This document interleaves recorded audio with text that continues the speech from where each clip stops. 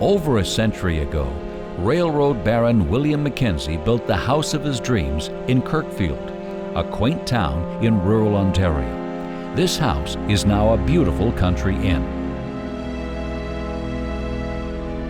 A desk clerk was starting his first shift at the McKenzie Inn. He had no idea this was to be a night like no other.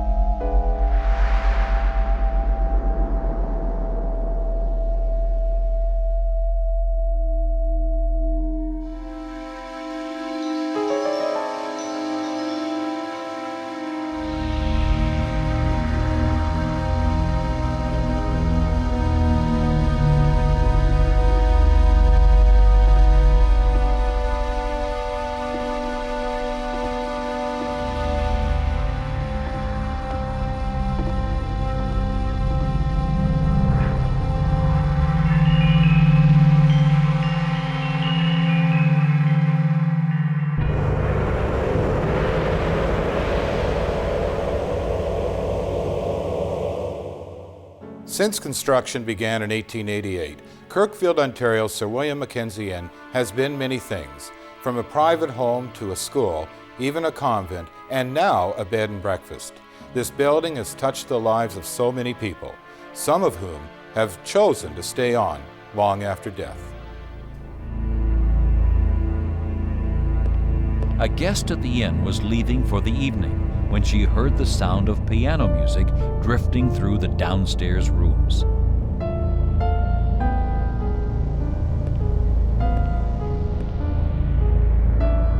She followed the sound into the billiard parlor and heard the clack of pool balls in this otherwise empty room.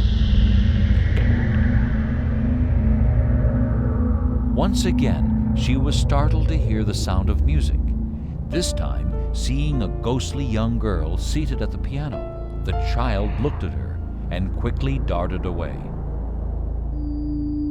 She was angry at the woman for interrupting her playing.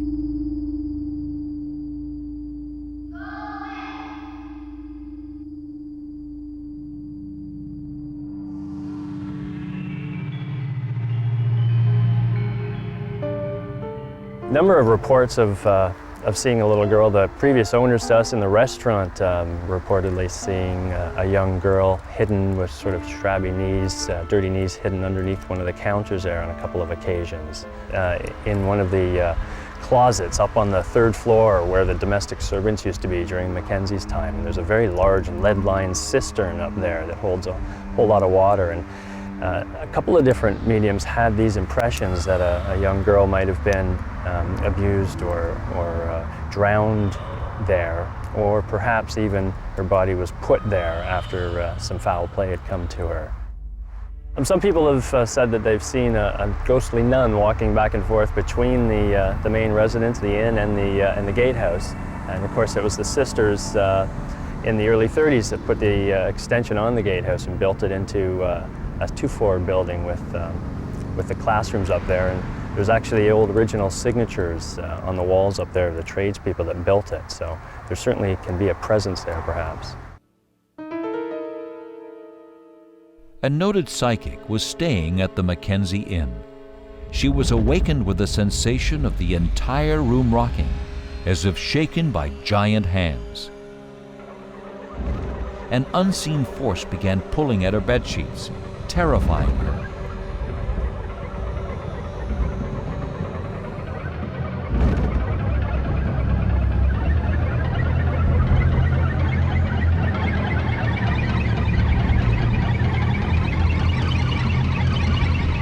Without a moment's hesitation, she ran from the room. The next day, she decided not to leave the inn. Rather, she chose to hold a séance, assisted by one of the staff who had also experienced unexplainable events at the inn. As the séance progressed, she began to make contact with spirits. The first was an entity who identified herself as Sister Mary. The psychic asked her to move on in peace, but Sister Mary refused, claiming there was work to be done and she would not leave until it was completed. As the séance continued, the psychic made contact with a second presence who identified herself as Nelly. Nelly was apparently a housekeeper at the inn during the 1800s who stayed on because she loved the house so much.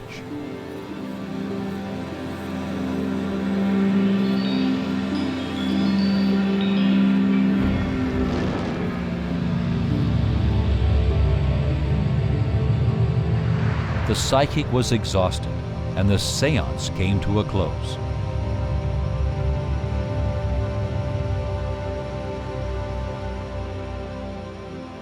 The psychic detected that Sister Mary was there protecting the little girl seen by so many. Feeling she had failed to protect her in life, she was compelled to do so in death.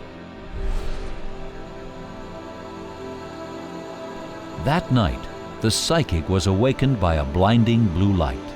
She didn't know what to make of it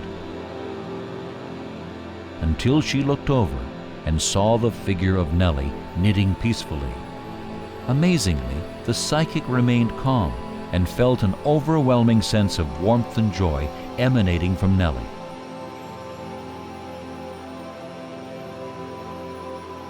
Nelly vanished, and the room returned to normal.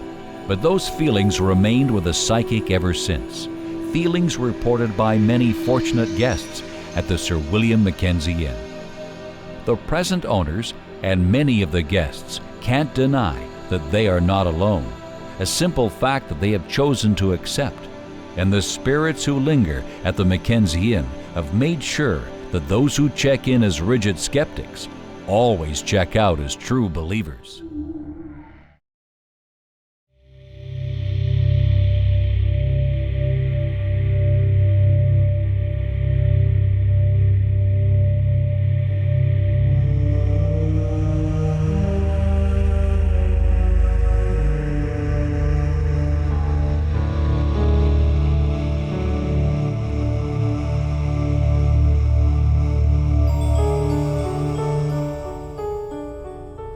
On a normal day of operation, the Cumberland Heritage Museum received some artifacts.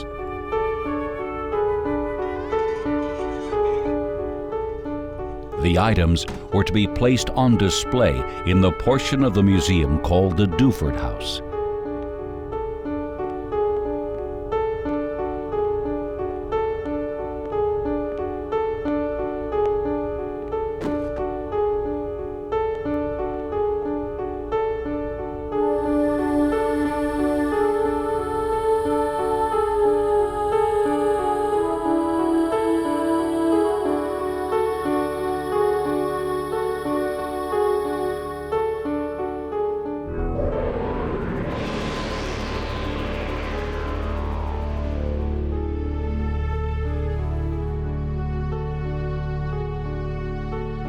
But it would seem that two of these items were ultimately not meant to be part of the exhibit.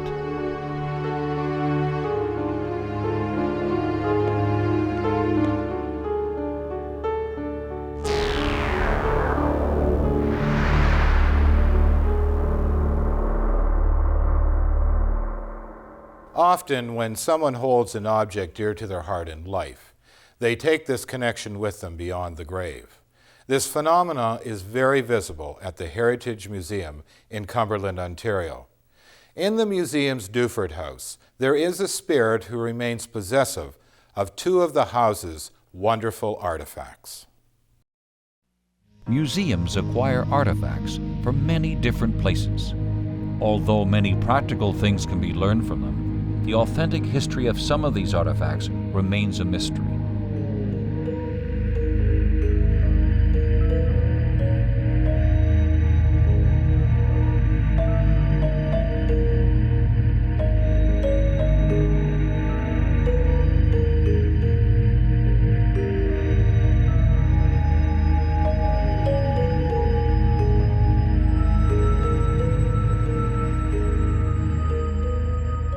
One may speculate that the little girl who once owned these dolls in her life still shares a connection with them in her death.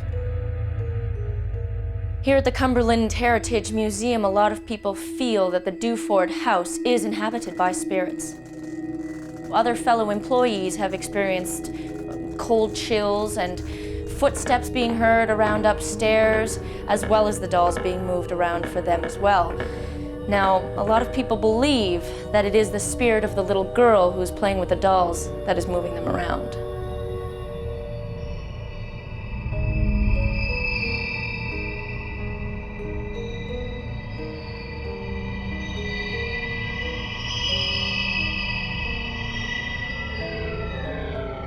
Now, my particular experience here at the Duford House was an unnerving one.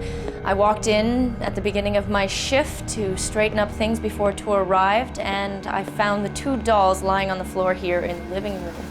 And I'm almost certain that nobody else was in the house before me, so I picked them up and I brought them back upstairs.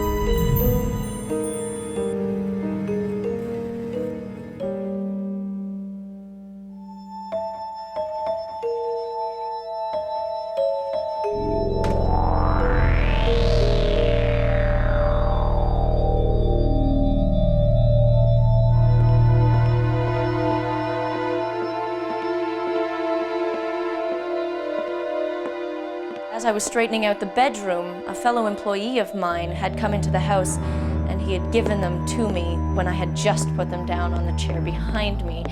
Needless to say, this disturbed me a little bit.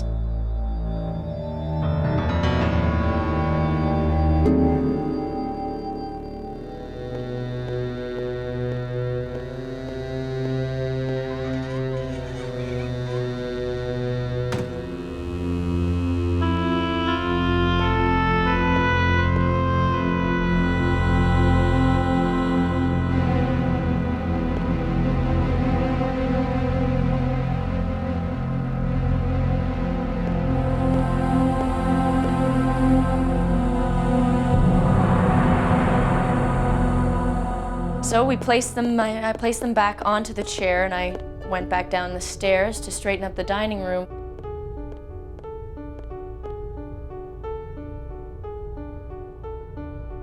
When I realized again that the dolls were there in the dining room on the buffet.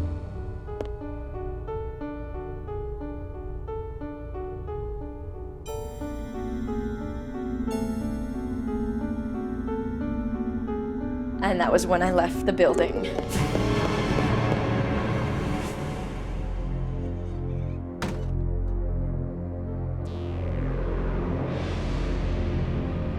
The Duford House is a recreation of life in the early 1900s.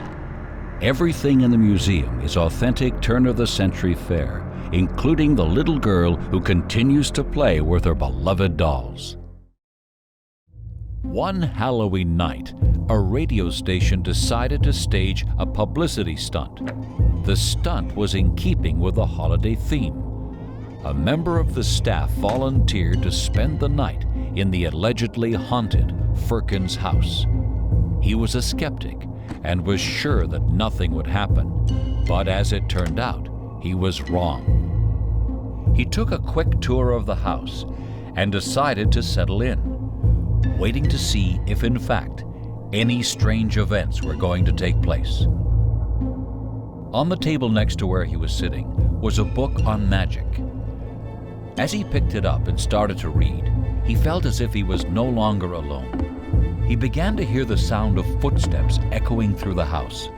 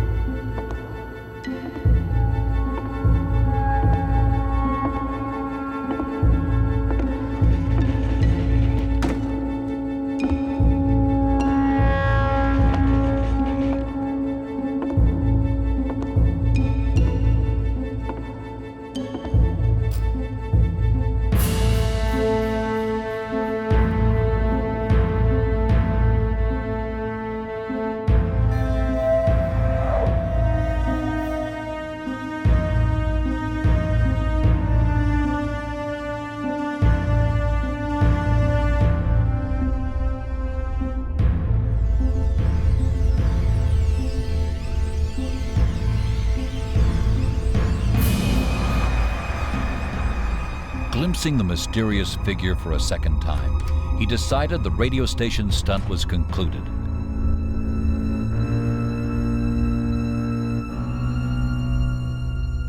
The Ferkins House sits in Alberta's Fort Edmonton Park, a place where original buildings have been moved and restored. But sometimes when you move buildings, certain things have a way of coming with them. Fort Edmonton Park is Canada's largest living history museum. We depict 4 eras in time from 1846 at a Hudson's Bay fort and then on the streets of 1885, 1905, and 1920. We have historical interpreters in each of the buildings and they bring the park to life. So when you actually come into the park, you ride the train to the fort and then you experience each era and you have hands-on experiences and live life just as it would have been during those time periods. The Ferkins House is now a museum at Fort Edmonton Park. But prior to this, it had been a private home. When the previous owners bought the house, it included the entire estate and some unique personal possessions. The oddest being a ventriloquist dummy owned by a boy that had died there. This dummy seemed to have a will of its own, appearing in the strangest places.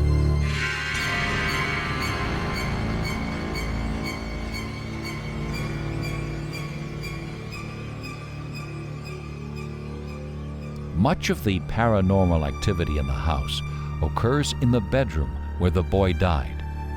The dummy, among other items, had been kept in the house in memory of this unfortunate boy.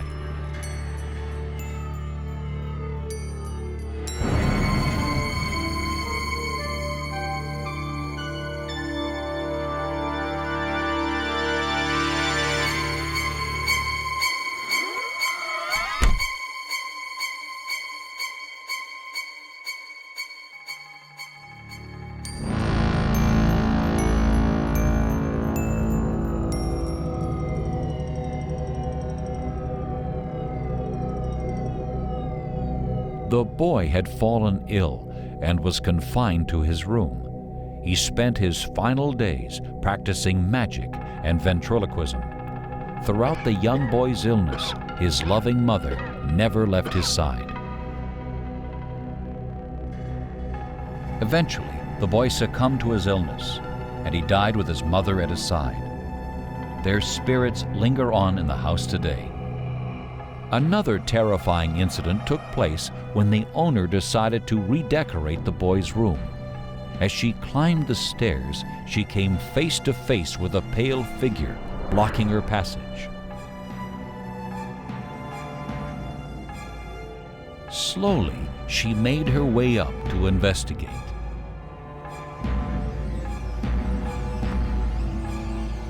At first, the room seemed empty.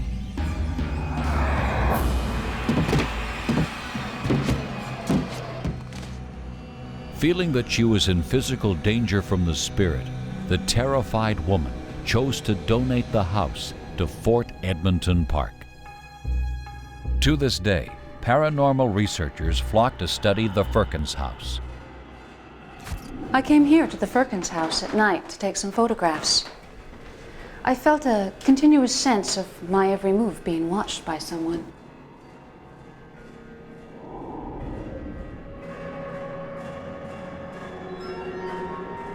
I took photos in the 2 bedrooms, and it definitely felt as if I was unwanted.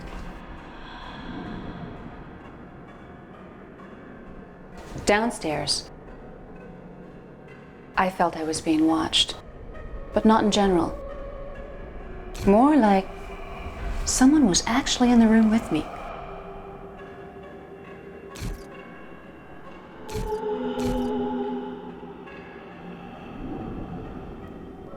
Outside I took some shots, and there was this certain area on one side of the house that was much colder than even the air around it.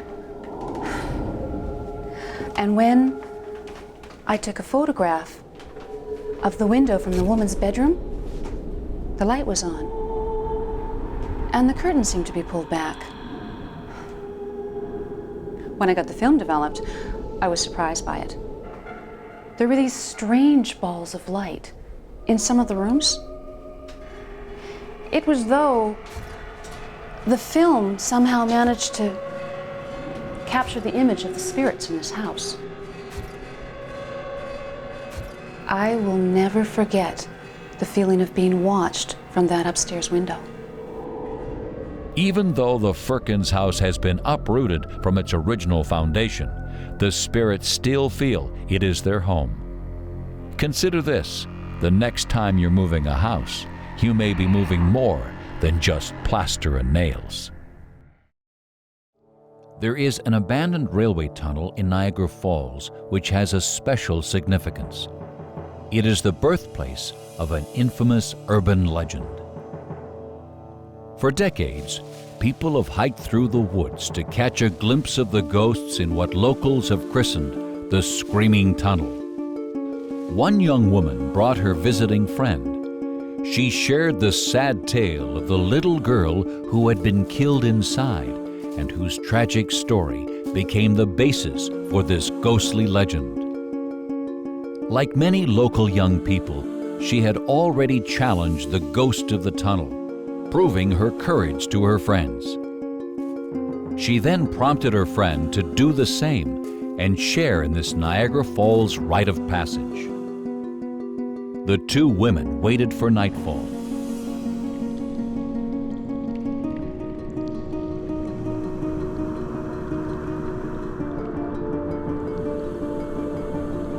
At midnight, they returned. The local explained to her friend that for everything to work, she would have to stand in the tunnel and light a wooden match, but she had to do it alone.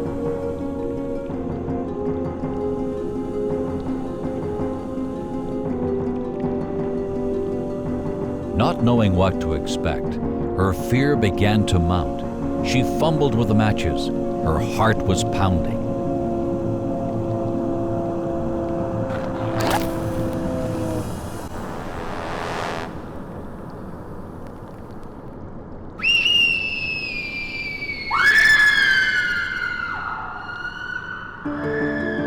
Her friend raced in, only to find her shaking in terror.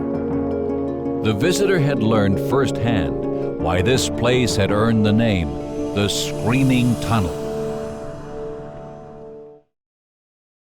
In Niagara Falls, Ontario, a local legend has become a rite of passage for the city's youth. For generations, they have tested their courage against the spirit of a murdered young girl. Now, no passage into adulthood is complete without a trip through the Screaming Tunnel.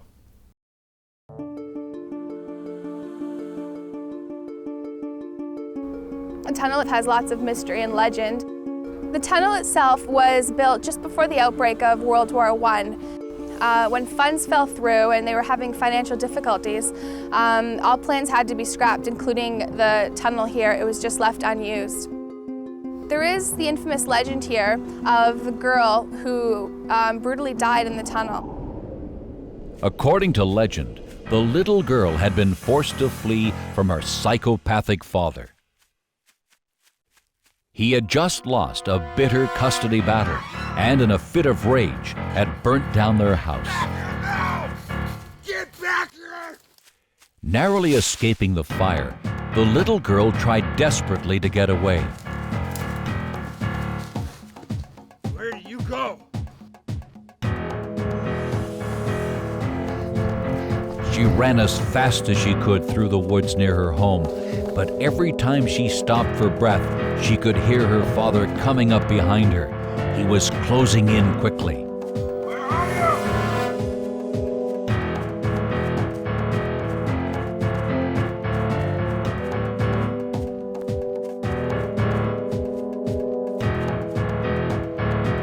you? Searching for a place to hide, she came upon the abandoned tunnel.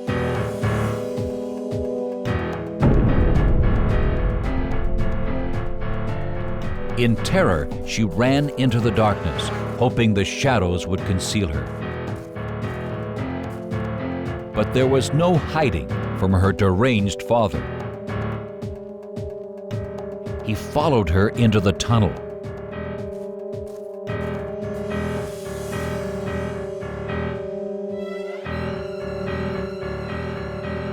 He then doused her with gasoline.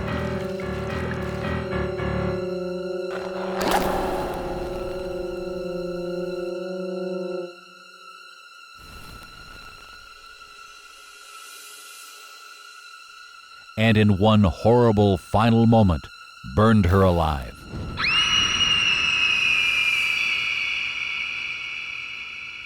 Since then, paranormal investigators have recorded strange sounds echoing through the tunnel. Mostly eerie screams. Some of the investigators also claim to have made physical contact with more than one spirit, leading them to believe that the terrified little girl may not be the only ghost who haunts the screaming tunnel.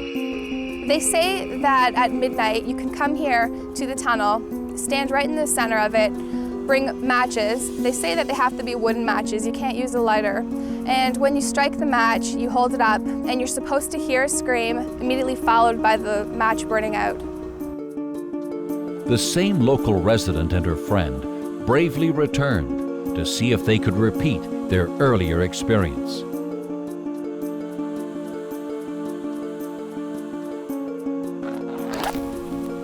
Again, they heard the frightening scream, but this time, when they turned towards the entrance, they saw a transparent figure approaching them. It is believed that the little girl's father is one of the other ghosts in the tunnel. Though he disappeared after the murder, perhaps he remains there to relive that fateful day. Or maybe he is looking for more victims. Local legend says that if he actually reaches someone inside, they will die instantly. Not wishing to test the myth, the two girls fled. But many others come every day, brave souls willing to challenge the spirits of the screaming tunnel. The Mathers House in Burnaby, British Columbia is now the site for the Burnaby Potters Guild. This historic house was once home to a religious group. The Canadian Temple of the More Abundant Life used this facility as a place of worship and as a school for their children. However, the leader of this group, Archbishop John I, left behind more than just an unusual bit of history. The Mathers House behind me has an interesting history. It was built in 1912 for the family of William and Mary Hart. In 1935, William Hart died, and within 4 years, this house was sold to the Canadian Temple of the Universal Foundation of More Abundant Life. They set up residences for their students at the elementary and the high school levels. The temple was here for almost a decade, and it was at the end of that decade that they were found to be a cult, and they were run out of town by the province, the police, the municipality. The leader of the cult called himself Archbishop John I, although his real name was Tom Wolsey, the very same Tom Wolsey who was wanted in the United States on charges of bigamy and spousal abuse. What is this toy doing? And another one!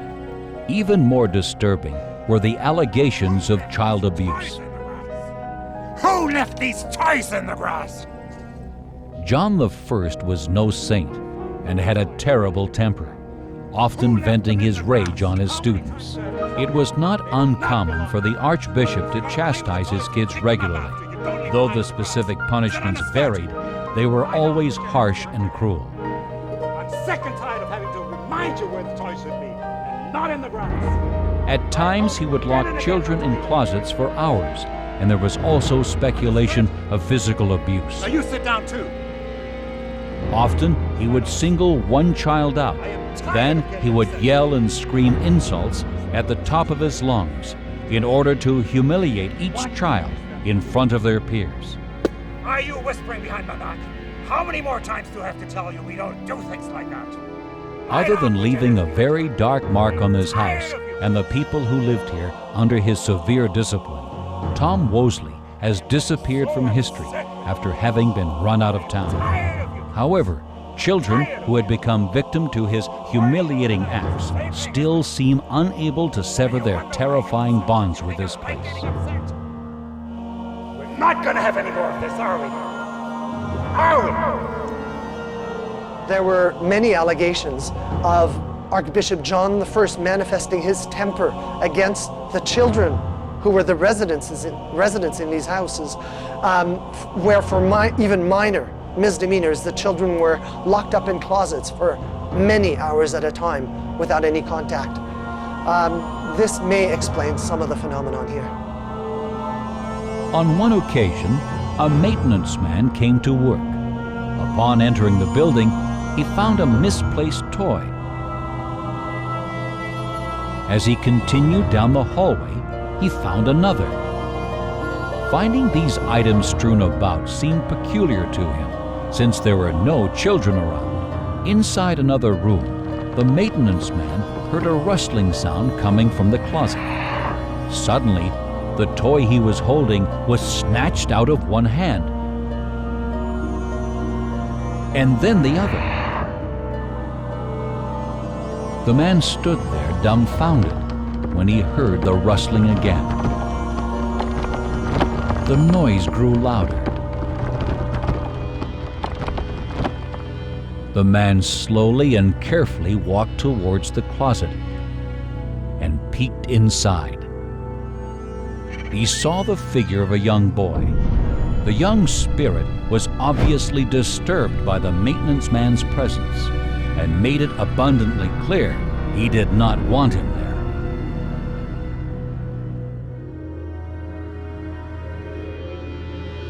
On an overnight project, an artist stayed late to finish a few pieces. As she glazed her pot, she heard thumping coming from behind the door. But when she stopped to listen, she couldn't hear it anymore.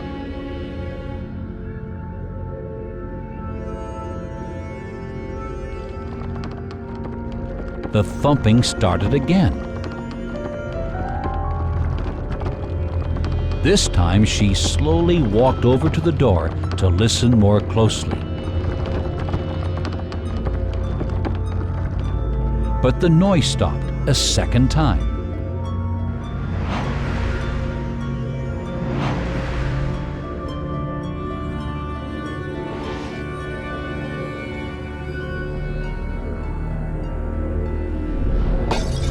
She was startled when one of the ceramic pieces crashed down to the floor.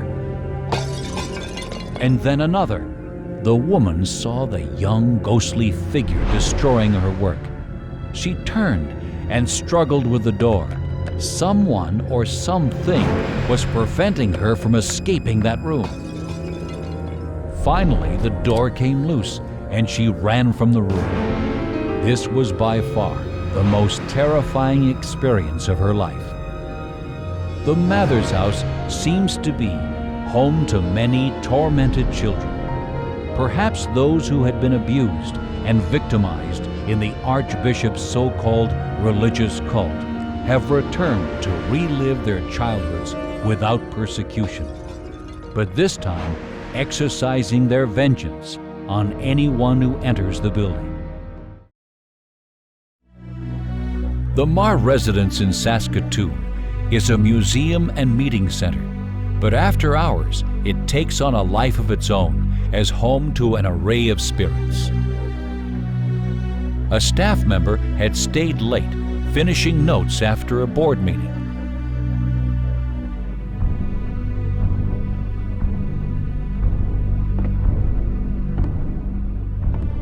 She heard footsteps echoing through the empty house. The sounds seemed to be coming closer and closer.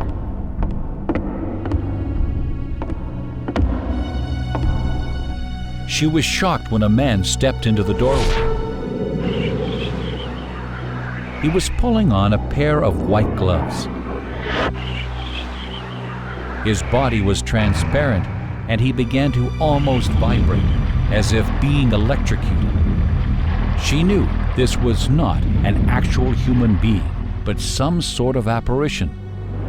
Then the strange man walked away. Frightened but curious, she followed.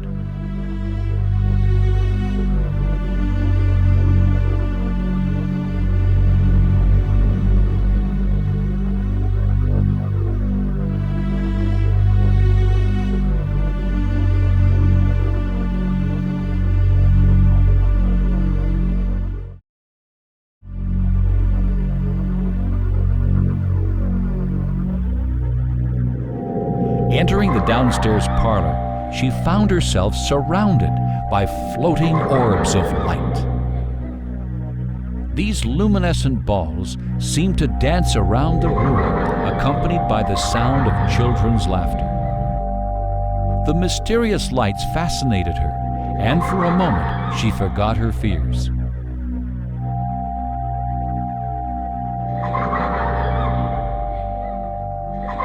Until she turned and saw the man from upstairs outside the window.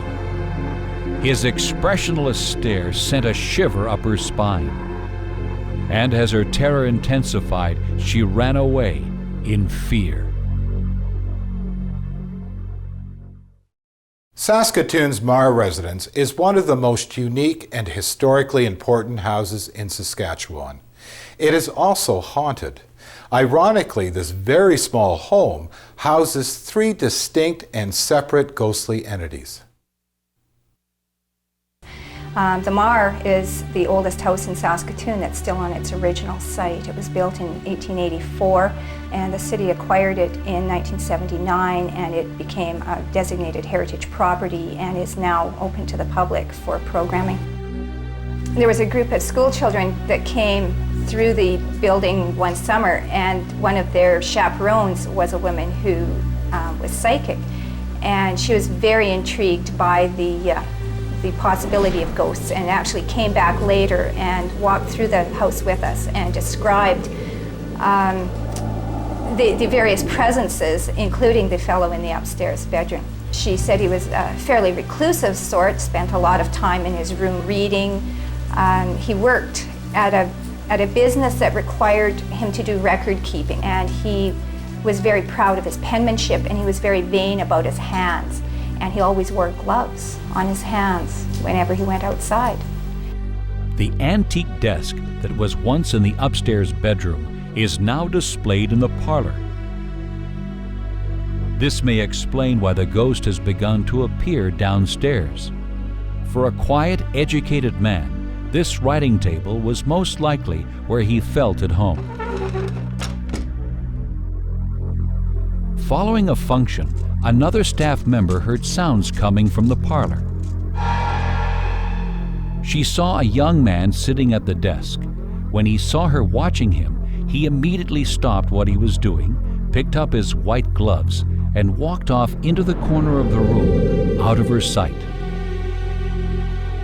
She went over to investigate, but found the room was empty.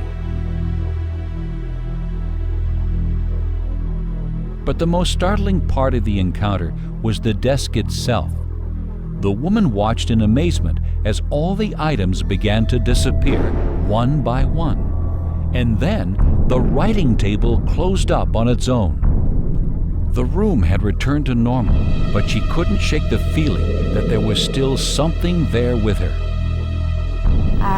When you look through the Henderson directories for the years 1909, 1910, there's a fellow named Charles Gathercole who lives at this address. And Charles Gathercole works as a clerk in a business on Broadway, 2 blocks east. So we think that perhaps the ghost of Miss Charles Gathercole, and we refer to him as Charles.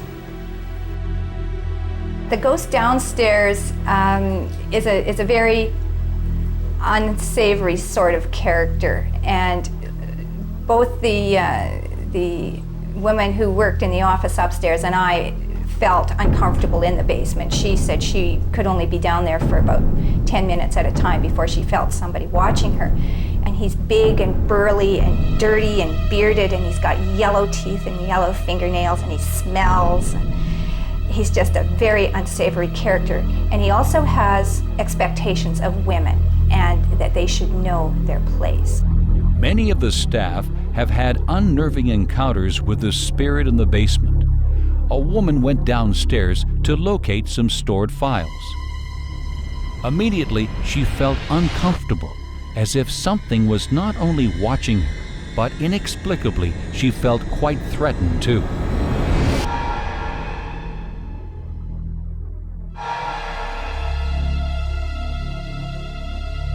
Something began to pull at her purse. Some invisible, malevolent force was trying to take it from her. She held on tightly to the bag, and for a moment her unseen attacker relented. Then an imperceptible energy pushed her against the wall, almost knocking her to the floor. Terrified, she ran upstairs and has never returned. No one knows who this malicious spirit could be, or why he seems to have such a disdain for women. The third paranormal being at the Marr residence is in sharp contrast to the dark, evil entity in the basement. Passers-by often report mysterious flickering lights in the windows. This phenomenon is known as sprites or pixie lights. Employees have witnessed these lights on several occasions. They report seeing small glowing orbs that float through the rooms in an almost playful fashion. Some staff members were convinced that if you stared directly into the orbs, you could catch quick glimpses of children and hear the sounds of their laughter. These mysterious lights, also known as dead man's candles, are most often seen in cemeteries. Native Indian legend suggests they were there to guide the recently deceased through limbo and onto the other side. Perhaps before the Saskatoon area was settled by Europeans, Indigenous people used this spot as a burial ground. The ghosts of the historic Marr residence are truly a unique combination. Trapped in this small space are childlike balls of light, a quiet, solitary man, and an embittered brute that dwells in the basement. Why such a diverse group of spirits have chosen to share this home remains a mystery. Perhaps the floating orbs are really mystic guides trying to lead the other two souls beyond the confines of Earth and into the freedom of the afterlife.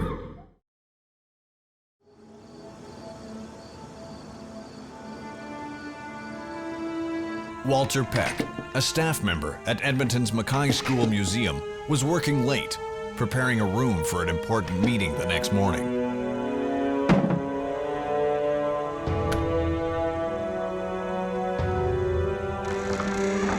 Satisfied with his work, Peck locked up the meeting room and began to leave.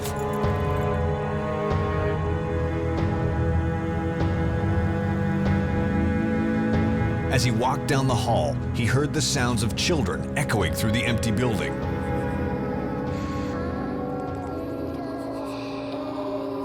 The sounds grew louder and closer until it seemed to surround him.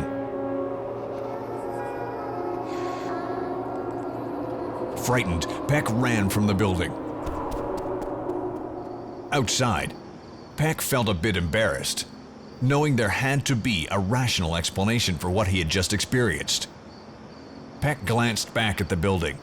Standing at the window of the meeting room was a man, staring down at him. Convinced it was a burglar, he raced back into the building. He found the only door into the meeting room was still locked.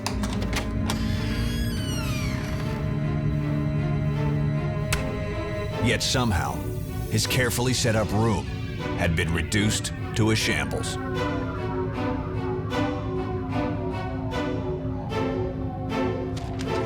He turned and found himself face to face with the figure he had seen in the window. The man stared at him coldly, then silently turned and left. Peck ran into the hallway, but the figure had disappeared, and he was alone once again. Now, genuinely unnerved, he locked up and quickly left the building.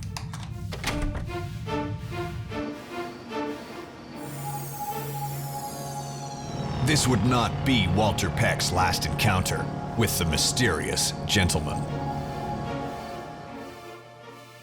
Edmonton, Alberta's MaKaii Avenue School Museum chronicles the long history of both the city and the building. But this is a museum where the past literally comes to life. The staff and visitors report an astonishing array of unexplained activity. None doubt that they share these halls with the spirits of long ago. The MaKaii Avenue School building has been many different things. It was once the site of Alberta's first legislature, and now houses a museum and provincial archives. But its time as a school may have left the greatest imprint on the building, as voices from that era still echo through its empty classrooms. The MaKaii School goes back to the early 1900s, and I believe that the history that is in this building has led to many of its current hauntings. The kids that went to the school and some of the workers who worked on its original construction, and some of them who died, obviously are remaining behind at the school, probably just to make sure that their school stays intact. Longtime staff member Lisa Traeger, working late one night, had a mysterious encounter with one of the building's former students. She saw a child wearing an old-fashioned school uniform staring at her. The boy ran off. Traeger was convinced the boy had somehow wandered into the building, so she followed him.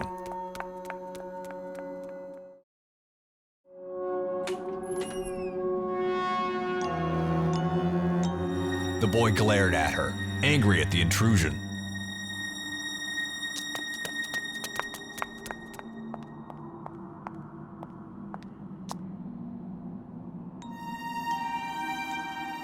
Her efforts to catch the boy proved futile, as if he could predict her every move. Giving up, she returned to her work, only to find the mysterious boy standing at her desk.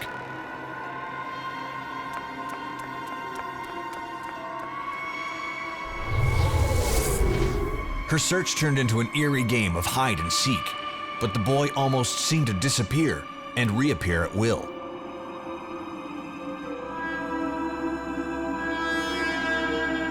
Finally, the boy vanished before her very eyes.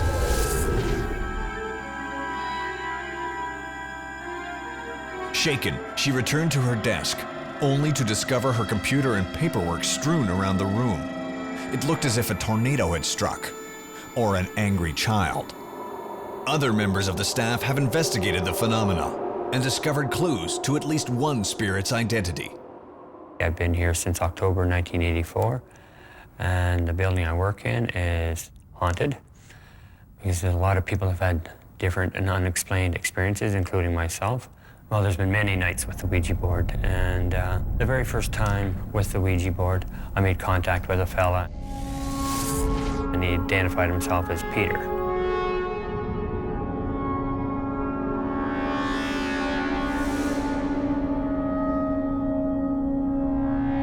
He was supposedly a laborer who fell off the roof during the 1912 edition.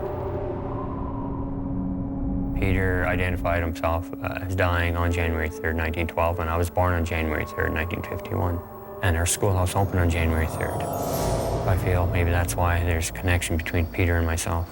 A lot of other fellow workers have experienced some sort of thing happening here that was strange. The strange events generally occur at night, when employees are alone. The building's boiler inexplicably failed one evening, and as the lone staff member, Walter Peck felt duty-bound to investigate. His search led him to a second encounter with Peter.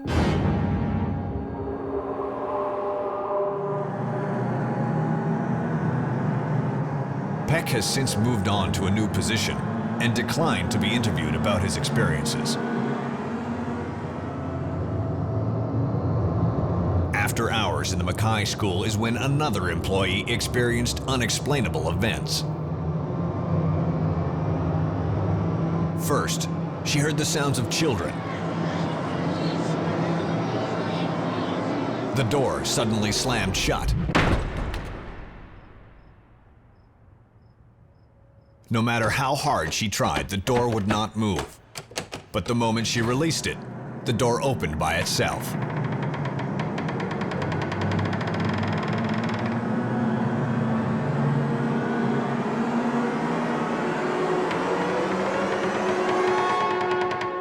As she made her way out of the building, the sounds of children surrounded her.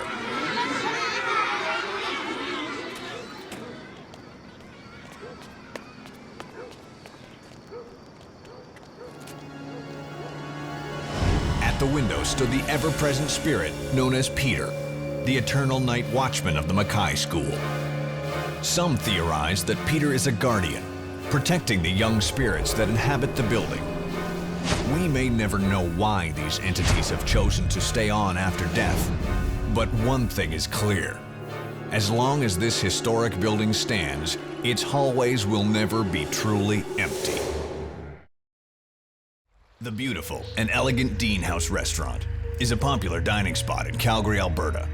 But this lovely building was also the scene of a tragedy, one which has given it the reputation as Alberta's most haunted building. One night, a staff member was alone in the building, yet she clearly heard footsteps coming from the attic. The footsteps ended, replaced by the soft notes of a piano.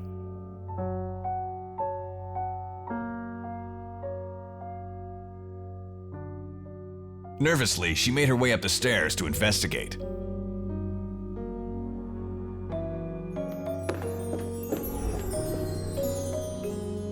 She entered the upstairs parlor, but the room was empty.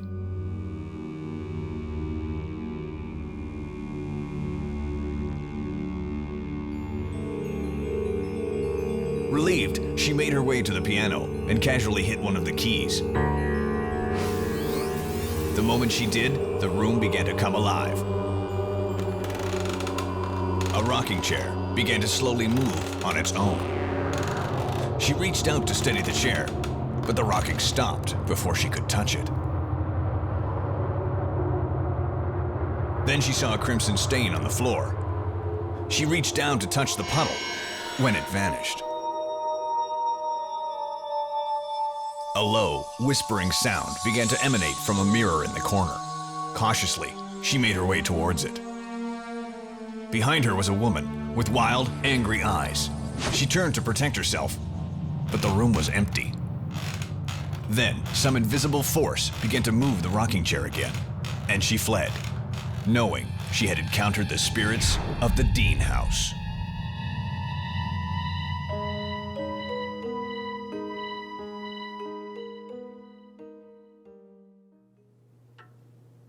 Calgary, Alberta's Dean House restaurant is located in Fort Calgary, where the city's history is celebrated. But the Dean House itself has a very different past, one which may be better left forgotten. When night falls, its dark past sometimes comes to life. The Dean House was built by the last serving superintendent of the Calgary Barracks, Captain Richard Burton Dean, and he moved into the house in 1906 and lived in the house until 1914. The house is currently operated by the Fort Calgary Preservation Society as a restaurant. There are stories about hearing footsteps. The first week I worked at Fort Calgary, one of the windows on the third floor mysteriously blew out. Philip Dawson, former manager of the restaurant, had many paranormal encounters. He was closing up after a private function when he heard footsteps coming from the stairs. A gaunt-faced man began to descend, and as he approached, the temperature of the room dropped. The man completely ignored Philip, passing him and walking out onto the enclosed patio. Stunned for a moment, Philip followed the man. But there was no sign of him on the enclosed patio. Yet there was no other exit. It was as if the gaunt-faced man had vanished. This would not be the last time the spirits of the Dean House paid Philip a call.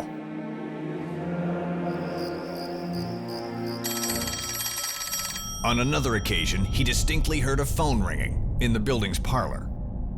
The only phone in that room is an antique, yet it was ringing, in spite of not being connected to the wall.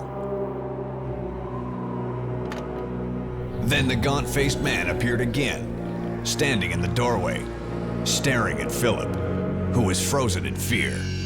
The figure walked away, and the phone began to ring again, a call Philip chose not to accept. There was a double murder-suicide in the house. So there are many people that feel that the ghosts in the house perhaps were those two people. During the lean years of the Great Depression, the building became a boarding house. A young couple and their child lived in what is now the attic. Times were hard, and the struggle to get by created tension, magnified by the husband's psychological problems and abusive nature.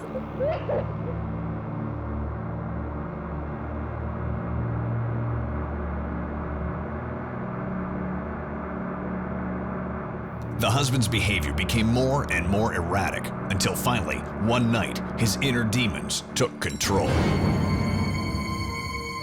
Holding a butcher's knife, he made his way into their bedroom.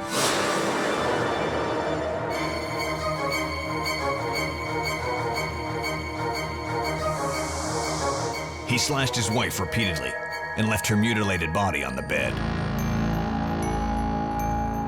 Consumed with guilt, he used the same knife to slash his own wrists.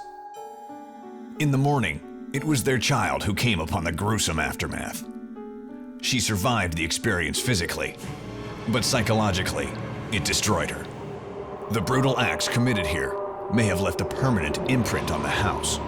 The spirits of the family may be trapped within its walls forever, each in their own personal hell. There are reports of a ghost child, an innocent and tragic figure seen hiding in and around the attic. Perhaps this is the daughter, trapped here with her parents.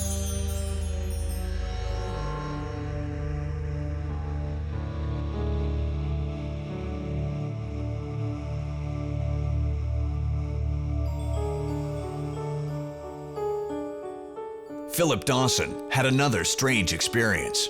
He heard noises coming from the attic and went upstairs to investigate.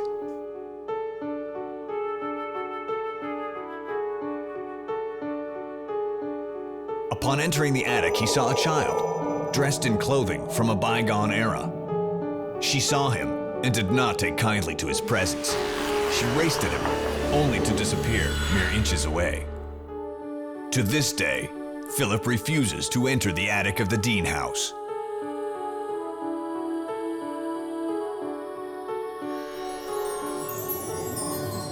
The ghosts of the Dean house represent a tortured family portrait.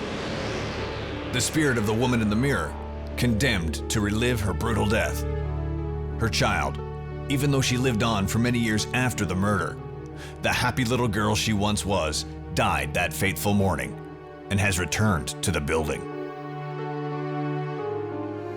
And finally, the killer himself, trapped for eternity at the scene of his own crime. Just one of the lost souls inhabiting the Dean house.